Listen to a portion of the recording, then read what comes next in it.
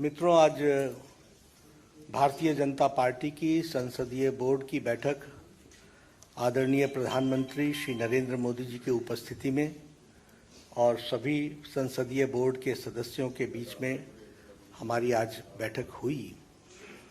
और हम सब लोग जानते हैं कि 15 जून को राष्ट्रपति के चुनाव की अधिसूचना जारी हुई थी और उसी समय ये अधिकृत किया गया था पार्टी की ओर से कि हमारे वरिष्ठ नेता भारत के रक्षा मंत्री श्री राजनाथ सिंह जी और मैं पार्टी के अध्यक्ष के रूप में विभिन्न घटक दलों से और हमारे जो यूपीए के पार्टियां हैं उनके नेता उनके साथ हम बातचीत करें और बातचीत करके राष्ट्रपति के चुनाव के लिए सर्वसम्मति बनाते हुए हम आगे बढ़ें। हमारे आदरणीय राजनाथ जी ने यूपीए के घटक दलों के नेताओं के साथ बातचीत की, कुछ के साथ उन्होंने बातचीत की, कुछ के साथ हमने बातचीत की। बातचीत का दौर चलता रहा, लेकिन कोई सर्वसम्मति पर आने की बात हो नहीं पाई और नामों की चर्चा के बारे में भी कोई सर्वसम्मति नहीं हो पाई। और आज हम जानते हैं कि यूपीए ने अपना राष्ट्रपति का प्रत्याशी घोषित कर दिया है। इसलिए आज की बैठक में हम सब लोग जो संसदीय बोर्ड के सदस्य थे, सब इस मत के आए कि भारतीय जनता पार्टी एनडीए अपने सभी घटक दलों के साथ बातचीत करते हुए हम राष्ट्रपति चुनाव के में अपना प्रत्याशी घोषित करें, क्योंकि यूपीए ने घोषित कर दिया। हम चाहते थे कि सर्वसम्मति से कैंडिडेट आए, क्योंकि राष्ट्रपति का चुनाव सर्वसम्मति से होता है तो अच्छा रहता है।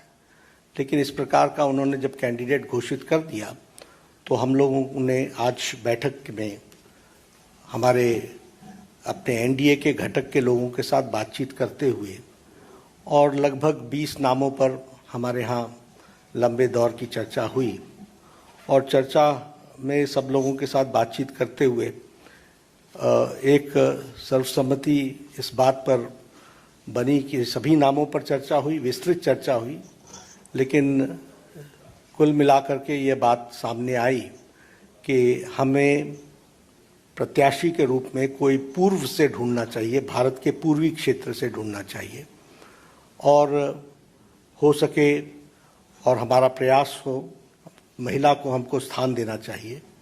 और आज तक कोई आदिवासी ट्राइबल प्रत्याशी राष्ट्रपति के रूप में नहीं आया है, इसलिए हमें ट्राइबल पर और पहली बार कोई ट्राइबल को भारतीय एनडीए की तरफ से हम कैंडिडेट बना सकेंगे, ऐसा संसदीय बोर्ड पार्लियामेंट्री बोर्ड का मत था।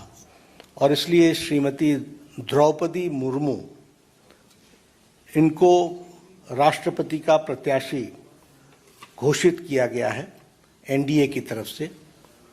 और हम सब जानते हैं कि श्रीमती द्रौपदी मुर्मू जैसे राधाकृष्णन जी शिक्षा से जुड़े हुए थे, सर्वपल्ली राधाकृष्णन राष्ट्रपति के रूप में, उसी प्रकार द्रौपदी जी का भी जीवन आजीवन शिक्षा से जुड़ा रहा और वो टीचर के रूप में, शिक्षक के रूप में उन्होंने अपना जीवन प्रारंभ किया। बाद में वो काउंसलर भी बनी और वाइस चेयरपर्सन रायरंगपुर की बनी और उसके बाद उन्होंने एक लंबा अरसा विधायक के रूप में देखा और विधायक के रूप में वो मंत्री बनने का भी उनको सौभाग्य मिला। उन्होंने सरकार में मंत्री के रूप में भी गवर्नमेंट ऑफ उड़ीसा में transport, commerce, animal husbandry ministry और फिशरीज मिनिस्ट्री को भी उन्होंने संभाला। और सबसे अच्छी बात यह भी रही कि उन्होंने Neelkanth award for best MLA 2007 का वह भी उन्होंने अर्जित किया, उनको मिला। और बाद में वो 2015 से लेकर 2021 तक झारखंड स्टेट की गवर्नर रहीं। तो इस तरीके से उनका राजनीतिक जीवन रहा है। एक बहुत ही संवेदनशील महिला नेत्री, जिन्होंने शिक्षा से अपने आप को जोड़ करके जीवन में आगे बढ़े और जो जो जिम्मेवारियां उनको दी गई उन्होंने बहुत उत्तम तरीके से उसको निभाया है।